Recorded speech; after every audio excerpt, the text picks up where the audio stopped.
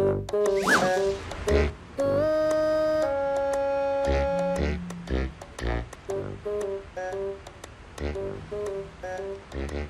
kulit!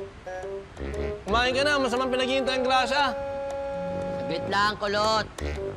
Ang ganda-ganda nung ini-imagine ko eh.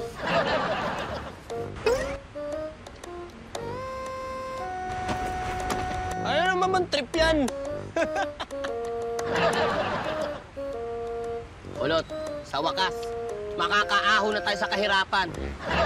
Na-imagine ko lang kasi, pag pumunta dito yung mga turista, yung mga foreigner na English speaking, sabihin ko sa kanila, "Hello, ma'am! Hello, sir! Welcome to God Bless Our Home!" Eh, sabi mo dyan, pa-English ka pa.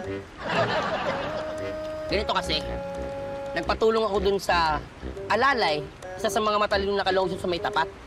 Ang sabi niya, tutulungan niyo doon tayo isali sa Airbnb. Masali sa... Contest ba yan? Hindi. Ito daw yung parang uso, yung imbis na maghanap sila ng hotel, naghahanap na lang sila ng bahay na pwede nilang arkilahin. Arikilan? Wala naman tayong bahay eh. Ha? Ano ba? Ang tao mo dito? Ha? Itong bangketa natin. Itutulugan natin. Hindi ba pwede yan? Sino mag-rent ng turista dyan? Ito talaga si Kulot. Hindi ka nanonood sa mga palabas sinihan eh. Nakikita mo yung mga mahihirap na Amerikano doon? Ha? Saan ba sila natulog? Di ba sa kalsada din? Alam mo, gutom lang yan. Kumain ka na. Oh. Tinarampa kita, oh. Kulot, alam mo, Chicken. napapansin ko lang ha? Papansin ko lang, sa tuwing may naiisip akong magaganda, kinukontra mo. Alam ko na, inggit ka sa talino ko. Kulit. Alam mo bang sobra kitang mahal? Kaya nga ako lang ang pwede magsabi sa'yo na medyo mahina ang ulo mo. Ganyan ka eh. Gusto mo, ikaw lang yung matalino eh, no? Pati mo ako diretsahin.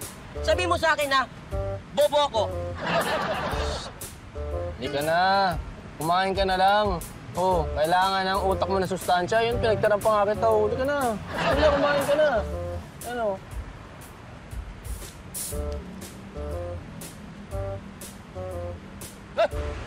Galing ha?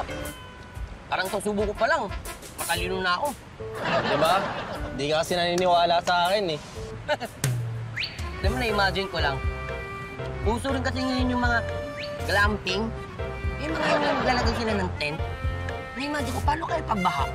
Lena, sayangin mo pa to eh. Akin na to. Wag. Ano? Akin na yan. Papatalino to eh. Pampatalino, sasayangin mo lang yan eh. Akin na. Akin na. Ay, mo ako, tapos ngayon pagdadamutan mo ako. Wala ka ng pag-asa. Bobo ka talaga. Ah!